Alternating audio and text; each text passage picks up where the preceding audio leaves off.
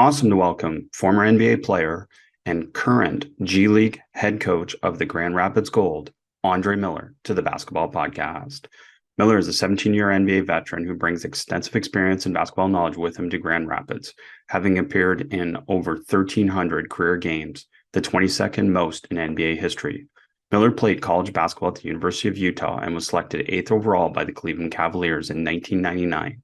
He played for 9 franchises: Cleveland, LA Clippers, Denver, Philadelphia, Portland, Washington, Sacramento, Minnesota, and San Antonio, owning career records of 12.5 points, 6.5 assists, and 3.7 rebounds in 30.9 minutes per game. After retiring from playing basketball in 2017, Miller became a coach in January 2021. He was named head coach of the Balboa School's postgraduate basketball team. Later that year, he was named head coach of the Grand Rapids Gold. Coach Miller, welcome to the podcast. Thank you. Thanks for having me. Got to ask you, so many different coaches you played for, and I'm curious how they've shaped your coaching philosophy. So I'll just mention a coach, and then maybe you can give us a few nuggets on how they've influenced your coaching in particular.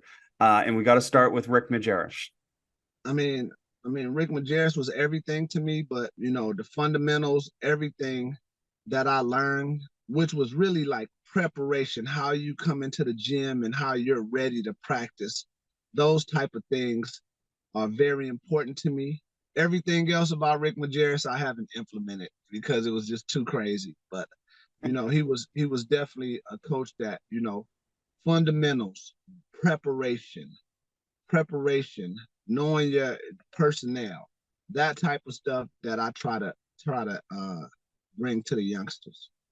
I'm sure we could trade some Rick Majerus stories. I've had a chance to spend some time with him, so I know some of that you talk about. But Coach, I think you only played for Greg Popovich for 1 year, but Greg Popovich. Yeah, I was with Pop. I was only in San Antonio for 3 months. From February to April. One thing I learned about from Pop was there is a such thing as a player's coach, and what Pop is, not only is he a great coach, but he's a great people person.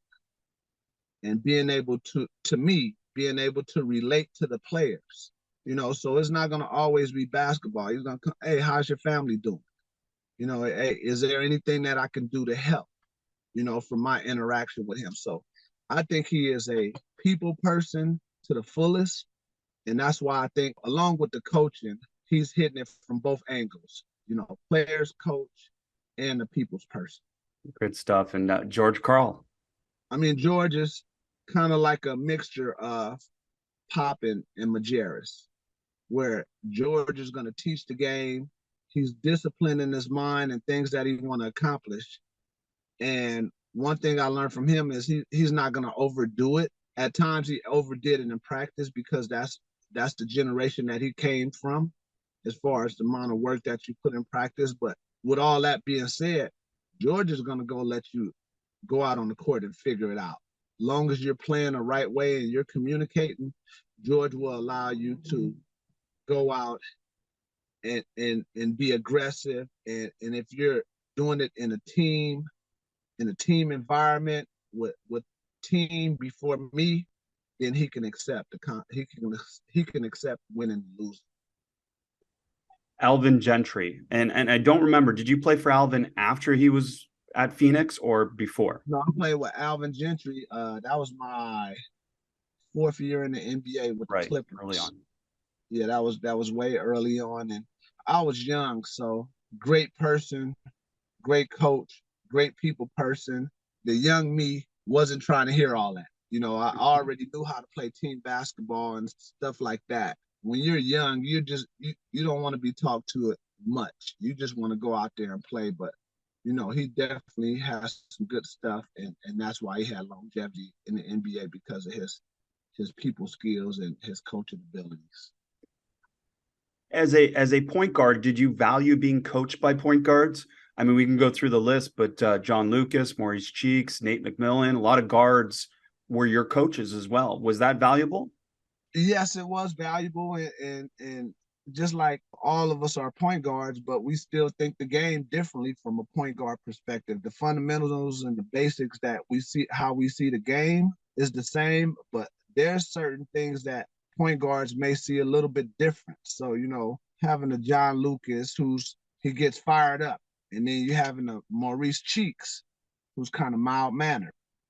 And then you have a Nate McMillan who, what I liked about Nate McMillan was he had a lot of good quotes, stuff that he can apply, that's relatable to basketball. He will always say calm and collective, and having a clear mind and stuff like that. So those are things that I observed on the different levels of basketball. This is fun hearing about this and your takeaways from them. And I believe Randy Whitman was the coach that you had two different times at two different points in your career and in his coaching career. So I'm curious from that perspective, what kind of differences did you see in him from the first time to the second time? Well, I had Randy Whitman when I was a rookie, so it almost felt like I was a rookie and he was a rookie head coach. I think early on my Cleveland days, he was trying to figure it out. He was trying to figure out what type of coach he was going to be. At the same time, he was dealing with veterans in the locker room. So it was tough for him. And then when I had him in Washington, of course, a decade or so later, it was more like he was more comfortable, he was more polished and more disciplined and more prepared for games. Everything that he wanted to get accomplished, he was able to do. Well, I love that. And I mean, especially from your perspective, going into your first or second year to talk about a little bit about the process of getting better as a coach. It's a similar process to a player, isn't it? That if you put in the time, you get the experience, your craft improves. Definitely. Exactly. And then I think Sam Mitchell you had for one season as well. I had Sam Mitchell also, and Sam Mitchell was old school, throwback. He'd challenge you to be a good player, challenge you to be a good pro, and he will hold you accountable. And that's what I liked about him. He was straightforward, and there was an expectation just because, he was an ex-player, and he was probably one of the better role players in the history of the NBA. So he knows what it takes to be a successful role player and what to expect out of yourself as a professional. So that's one thing I had a lot of respect for him. So what an experience, incredible playing career and now into your coaching career. Talk to us a little bit at first. What inspired you to become a basketball coach after retiring? I think just a part of me wanting to give back to the game, people that were there for me that taught me how to play the game and, just not sitting around and just being involved. So I thought it'd be a good challenge to see if this is something that I want to do and move forward.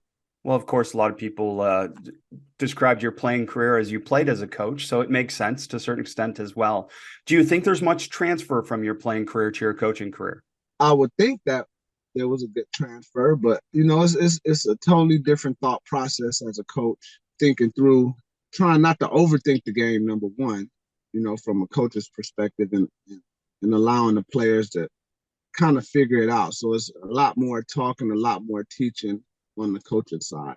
Curious, I mean, you played for so many coaches throughout your career that I'm sure have shaped your philosophy, but has your coaching style been shaped more by your playing experience or by the coaches you have been around? Well, I think for me, even when I played, I picked up from all the players that I, liked watching and just tried to add to it and mix my own little stuff in. And as a coach, I've been around, I don't know how many coaches, since I was a youngster. So I just try to take something from each coach, whether it's terminology, whether, how they approach practice and, how they communicate with the players. And then I try to throw my own 2 cents in it and see how that goes. What maybe has surprised you about your first time as a head coach at the professional level that maybe you didn't expect? Well, I mean, everybody comes from different levels of coaching trees. Some guys know a little bit more, some guys know a little bit less. So you got to find a balance. How do you not overcoach and overteach the game and do enough where they can help each other and form the chemistry that way so they don't feel overwhelmed? Is there something that maybe you didn't expect as a first-time head coach? No, not really. I thought it was everything that I expected. I mean, the preparation part, preparing for practice, having a practice plan of things that you want to get accomplished, and then also trying to implement those things when you get to the game. So I have a whole new respect for coaches that have been doing it a long time, and they're trying to figure out ways to help their team do well. And of course, one of the things, I mean, you played for a lot of different coaches, a lot of different styles throughout your career, but the game has changed a little bit even since you retired, right? So is that a bit of an adjustment as well in terms of how the game is being played now? Yeah, definitely. Of course, with the shooting and the Stephen Curry era, Damian Lillard, and just everybody in general being encouraged to shoot the ball. The more 3-pointers you could get up, the better. And, it's hard to accept at times because sometimes, some of those shots is almost like a wasted possession. It's the way the game has been moving, and I'm sure it'll eventually bounce back to the inside game, and we'll see how that plays out. Well, it might be part of your philosophy that helps bring it back a little bit in terms of those things. And you mentioned wasted possessions. So, can you give us some examples of alternatives to some of those possessions that maybe you would like to have seen instead of it's, as you said, shooting kind of a three that maybe you felt was a wasted possession? The basic fundamentals of basketball. I mean, even when you practice, do drills like it's called a 3-on-2 or 2-on-1, basically like a transition fast break drill. And back then, when there was a fast break, you running for a layup, pass the ball up, and you run for a layup.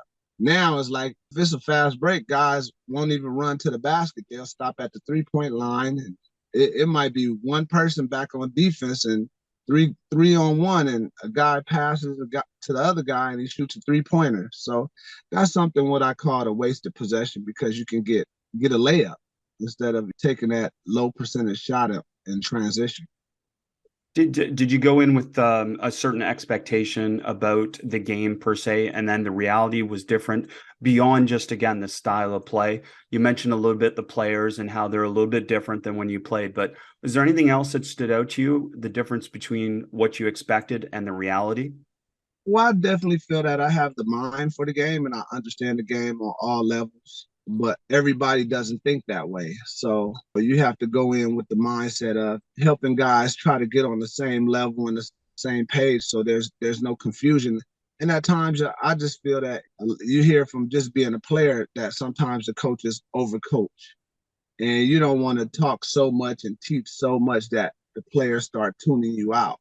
It's pretty simple, just play defense, play team basketball, and try to figure out ways to put the ball in the basket and get stops. So as simple as that may be, for the young kids and NBA and college players, they kind of complicate the game, and that makes it hard for everybody when it's a team sport. So you have to figure out ways to convince these guys the simple way of basketball is the best way.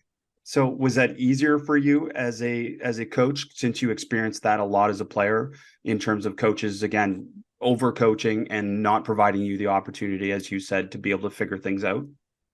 Well, I thought that for my first season, that I got my point across, things that I wanted to get done, and really just teaching the game. But again, it's up to the players. They'll listen, but every kid has an agenda and something that they want to accomplish, and people in their ear, and all types of madness that go on away from basketball to keep the guys distracted. And at times, the kids find their own agenda as far as what they want to do and how many points they want to score. It's a statistics game.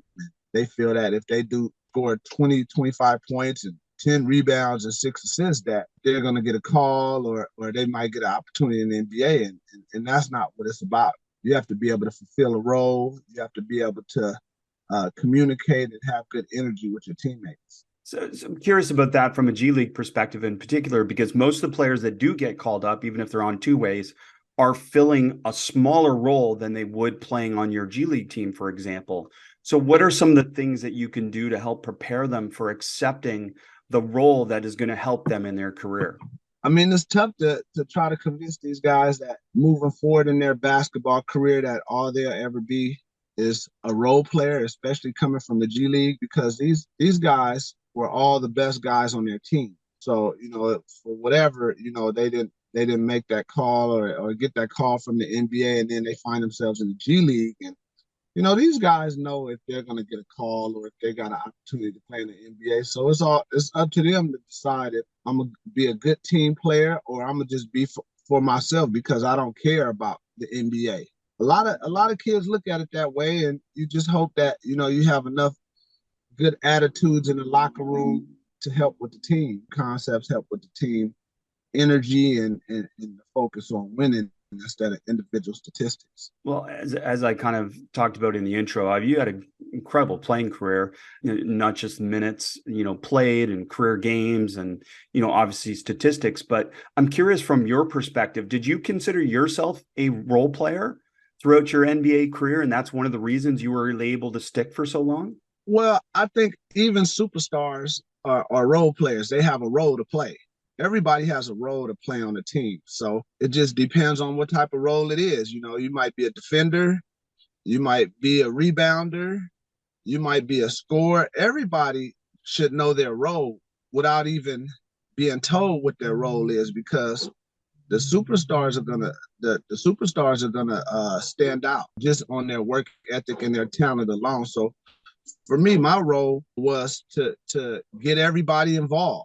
It wasn't just necessarily scoring, but just to be an extension of the coach, get everybody involved, and be a leader from the point guard position. So it didn't matter. Everybody has a role. Now, for the G League guys or guys that are on the cusp, you have a role to be a teammate, a good teammate, and do whatever the coach asks you when you step on the court. And that's defend and rebound. And if the ball finds you on the offensive end, then you shoot the ball.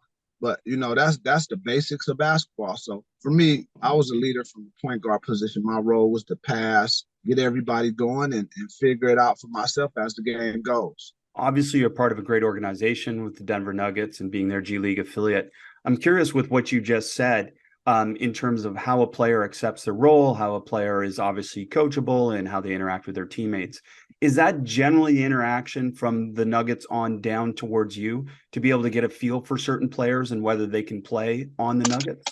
Well, I mean, the Denver Nuggets have an idea of the players that they want to develop, players that they want on their team, and they do a lot of homework on evaluating and finding players that fit what Coach Mike Malone wants. And my job is just to be an extension of the organization from a developmental standpoint, and teaching the game and getting these guys. Number one, sometimes it's all about winning, but sometimes it's also about developing, also teaching these youngsters what it takes to be a professional athlete on the highest stage, whether it be NBA, whether it be overseas. You get judged on your professionalism. And that's how I see it. It's great stuff. And, you played in a lot of different eras of basketball with different types of coaches again.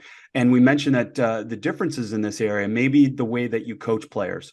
Hard coaching is a little bit different than when you came up, particularly obviously through your high school, college years. Can you talk a little bit about the difference in terms of pushing and challenging players nowadays?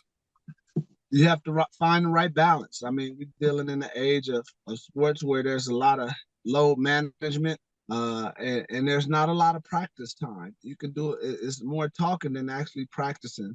You have to find the right balance. And my issue with the load management, I mean, if you're a professional athlete, if anytime you're not hurt, you should be on the court practicing or contributing and being available. And it's tough at times because, it's easy for a player to wake up and say, you know what, I don't have it today. But as a professional athlete, it's your job. This is what the fans pay for. It's tough. You have to find the right balance. Well, and through your career, you definitely saw the rise and the development and the integration of sports science more and more within your training and within, as you said, load management and kind of some of those decisions. So now we're in this era of certainly sports science, and a lot of decisions are sports science driven. So do you value that now as a coach a little bit more, knowing some of those things? No, not really. I think, the analytics is kind of overhyped.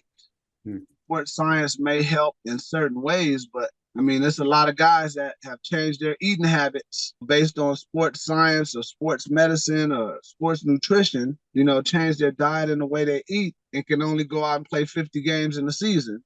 And there's guys that eat hamburgers and pizza and French fries all the time and can go out and play 82 games. What science can't contribute is how the mind of the athlete works. And the mind part, the mental part is, am I motivated enough to get up and work? So science can't tell you what's going on in the mind of the athlete. That's something personal. I'm curious, throughout this year, obviously you had a learning curve as a head coach in the G League and never having played there as a player. I'm curious, did you change anything throughout the year, whether it's your style, your tactics as the year went on, to be able to be more effective for your team and be more effective as a coach? Well, I went in with the mindset of, these guys are out of college, so that means that they've been coached at a high level, collegiately in some way or form. And now you're coming into a professional environment, and that's what I tried to treat it that way. Even though it's the G League, I'm going to treat you and communicate with you on the NBA level, and there's expectations on that level and accountability. So just because it was the G League, I didn't do anything special that was different than the NBA. The way we practice, how we approach the game, and the mental part of it was pretty much the same as the NBA. More handoffs, more zoom actions, dribble handoffs, different things like that, more a part of the game than they used to be for you? I mean, obviously ball screen has always been a part of your game, but what are some other differences maybe in terms of actual tactics or style of play?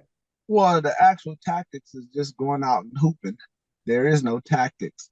I mean, because these guys were playing with 30 or 35-second shot clock in college, and you don't have that much time in the NBA to pass the ball around 6, 7, 8 times to get a good shot. In the NBA is quick decisions, reaction, and it's a certain way that you have to play, whether it be pick and roll or up tempo, because coaches, believe it or not, I believe all coaches on the NBA level don't want to play half court basketball. They want to be able to play defense. They want to be able to get the rebound, and they want to be able to get easy shots. So you don't want to overcoach that, because these kids watch the NBA, and it's like freedom when they leave college and get to a professional level, because they know that they could show a little bit more on that stage. Talk to us a little bit about, you mentioned less practice time. So what does Coach Andre Miller value in practice the most with that less practice time? I think the practice time is really to communicate in fundamentals, because that's what gets lost in this game, is the fundamentals of basketball. How you come in and prepare yourself for practice. Guys come in, do your weights. You have to have a routine, how many shots you want to get up. So, you want to be consistent in the fundamentals of preparation. So you develop. That's how you develop into a pro, by having a routine, having certain things that you do every single day. Because, at times it may get boring, but that's a part of the process. So I don't do anything special than what you did in high school, or what you did in college. Just a little bit less teaching and more focus on fundamentals and routine. In terms of player or coach Andre Miller, what do you find most valuable in terms of scouting report? What helped you the most as a player, and what do you feel helps players the most? I think with the staffing and with the amount of coaches that are on the sidelines now, when it comes to scouting and video, the job is so easy to where you could just put on the video, and after like about a minute or two, you have an idea of the team and the players that you're playing against, because every player is different, but they're pretty much one dimensional. So it's easy to prepare for them, because you got the video and all the coaches to put that out there. So that's not difficult. It's just about sticking to mentally preparing yourself to recognize the personnel and take away the strengths and force players to play to their weaknesses. So did you like more understanding your matchup and understanding their strengths and weaknesses versus understanding what your opponent is running? What was it for you as a player that you valued the most? I valued all that, but But then after that, it's more of a feel. It's more of a feel for the game. And you can work on a whole bunch of things in practice and want to do certain things and get things done. But then once you get to the game might throw something, a curveball at you, and something else might happen. So you got to be able to adjust. And that's how coaches get judged. Everybody knows what everybody's doing. How do you adjust when the game is throwing curveballs at you? Andre, for you as a player, how did you like to be communicated with the best way possible? As a player, all players want honesty, they want respect, and they want to be told the truth. And anytime you can be transparent with the players, anything goes down or something that you can't control, at least the players have an understanding that it was communicated with them. So for me, as a player, all I wanted to do was demand respect, be communicated with, and there's an understanding, a communication relationship between player and coach. And for you, what was your best method to be able to handle winning and to be able to help your players understand how to handle winning? Well, I mean, basketball is almost like a roller coaster. Winning and losing is like a roller coaster. So how you manage your emotions, when you get frustrated, because after you play a game, whether you won or lost, you got to go play another one. So how do you manage your emotions? How do you manage how you interact with your teammates when you're emotional? How you interact with the coaches when you're emotional? So it's you don't want to be individually an emotional roller coaster based on winning and losing. You just got to have a consistent professional mindset when you're approaching the game. I love that idea of the professional mindset. And of course, the other part that I was going to ask you about is losing and how it's best to be able to communicate to your team after a loss to be able to help them respond for that next practice or that next game. Well, from a coach's perspective, your players react to how you carry yourself emotionally, winning and losing. Winning is important to everybody, but we all get frustrated. Even coaches, even assistant coaches, everybody gets frustrated when you're not winning or even if you're winning. So you have to have a good balance. When you're losing, you want to talk a little bit. Okay, this is why we lost. Maybe we should have rebounded the ball better. Too many turnovers, and not necessarily dwell on it. Of course, back then there was no leeway. There was you mess up or you do something wrong, you come out of the game. For this generation, you have to let the players play through their mistakes at times, because mentally, if they see you shuffling them in and out of the game, then they're going to lose confidence and that they're not going to trust you as a coach. So it's a lot of things that play in it from both sides. What is something in the modern game that you wish was present during your time as a player? That's a good question. Something that's going on now that I wish, I like the physicality part of the game. I wish it could come back, but then I also like the freedom of movement. You know what I'm saying? So yeah, both are good, right? both are good. That's why it's so tough for these. The referees this is tough times for referees because the rules change. Beginning of the season, the referees go talk to all the teams and what things they're going to work on, what things they're going to get better, focus on, and stuff like that. And then maybe a month or two in the season, it's all thrown in the trash and it revert back to, okay, referees are human beings too, so that they deal with certain teams and players certain ways that may affect the game. So prior to your G League position as a coach, you coached at the prep level, essentially coaching high school age athletes. So I'm curious again, what was the takeaway from that experience, and maybe what are some observations or suggestions for coaches that are coaching that level? Well, I think the AAU game and social media has pretty much kind of watered down everything, and it's very frustrating at times because everybody wants to find the easy way out, and on this level, you have to put in the work.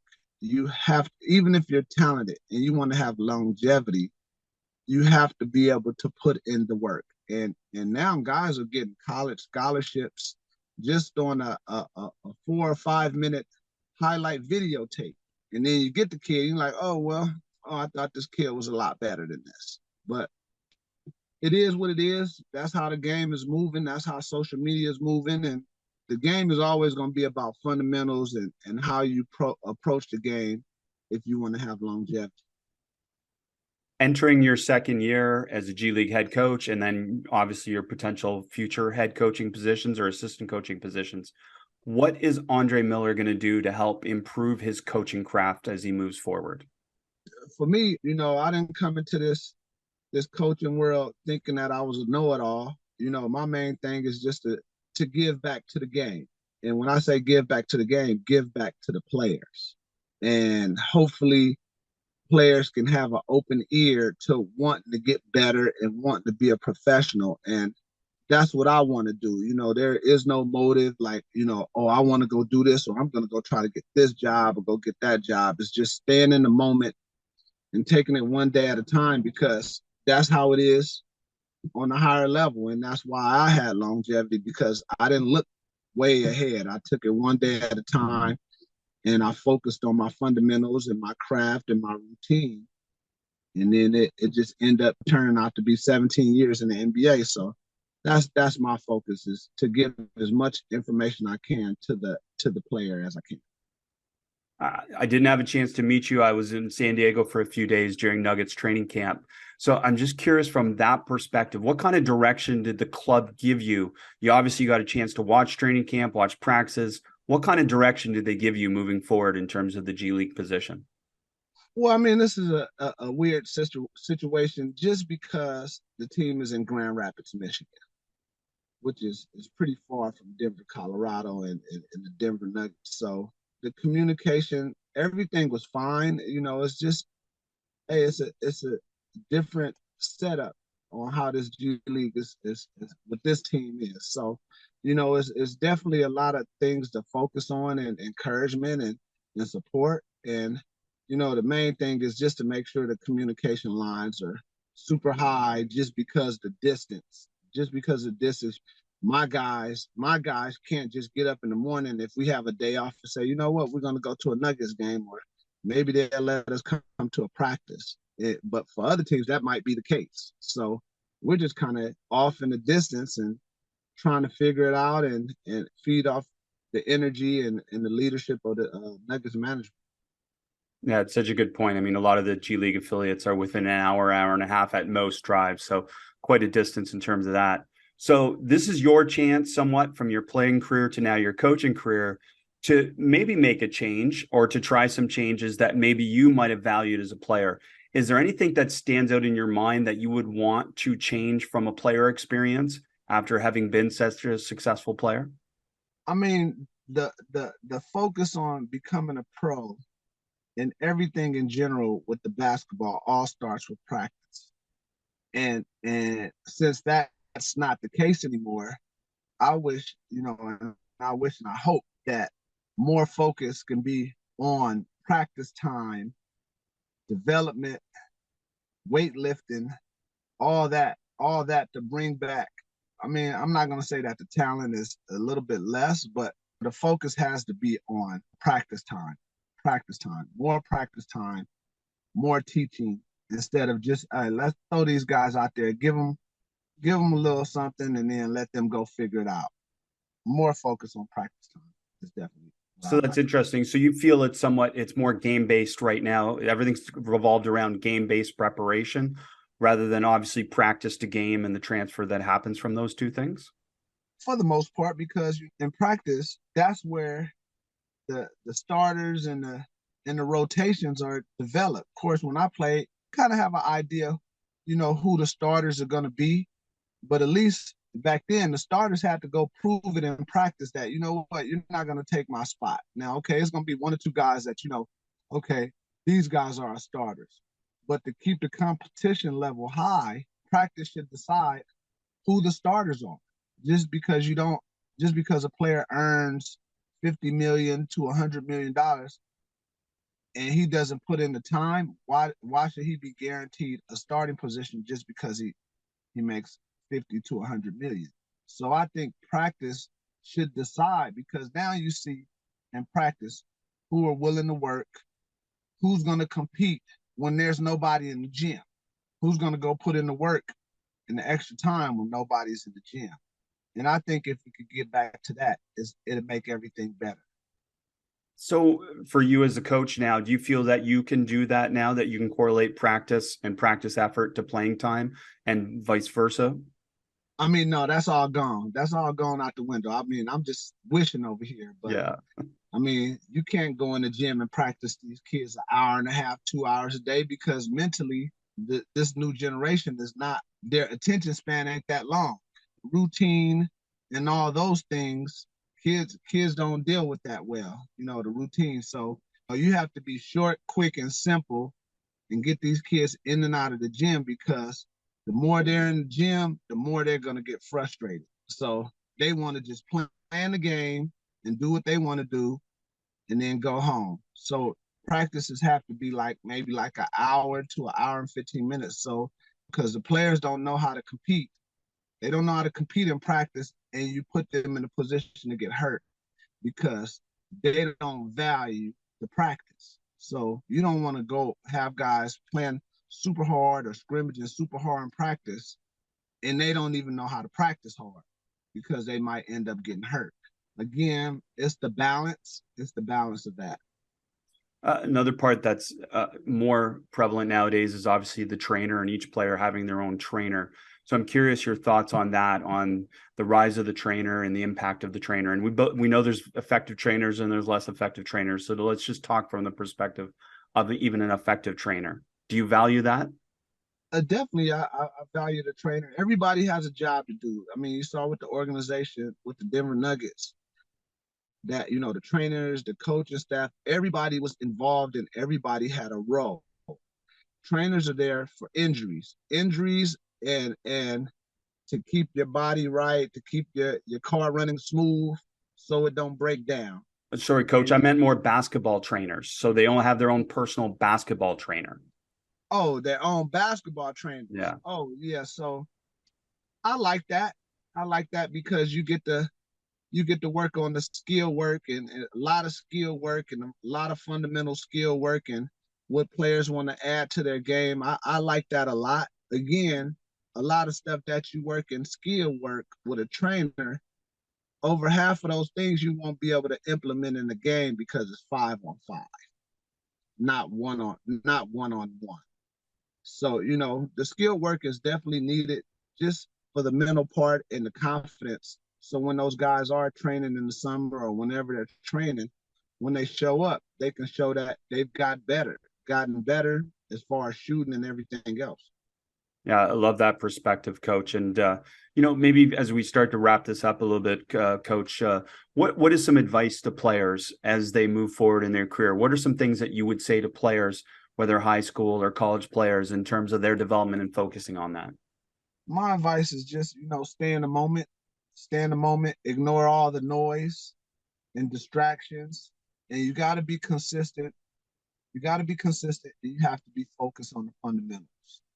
And even when you're out there playing basketball and you're trying to get to where you want to go, and whether it's a dream, your dreams or whatever, the amount of work that you put in, you still have to take it to another level. Each time you work, you have to want to do more. You want to have to push your body to the limit. You want to be able to push your body to the point of exhaustion or even more. And that's when you become mentally tougher, mentally stronger, and you become reliable and dependable. And that's what, when you develop work ethic. And even when you do that, it's still not going to be good enough at times. There's always going to be something that you need to add or something that a coach wants to see from his perspective. So you can't get comfortable and you can't settle. So that's my advice to the youngsters. It's great advice. And from your perspective as a player and now as a coach, what do you hope that coaches would understand more about players that could help them coach players better? I think patience. Again, we talk about balance and a level. How do you have the balance of being patient and the expectations? Because coaches have a job to do. So, you can't be too relaxed. And there are certain things that you want to get done. And sometimes you have to do it at the cost of at the cost of people, meaning that, you know what, I'm a coach, I'm coaching this team, and I might be on a 3 or 4 year contract as a coach. I have to get things done. I have to win. And on a professional level, you are judged only one way. You're judged by winning. You could be the meanest coach and nobody likes you. But if you're winning, everything's all good. And vice versa. It has to be it's a fine line, and you have to find balance, because you're judged on winning and losing. Well, so many great nuggets of advice throughout this whole podcast, Coach. I can't thank you enough for taking the time and sharing with us. I know so many of us enjoyed watching you as a player, and we look forward to watching your development now as a coach. So thanks for spending time with us. Great. Thank you very much.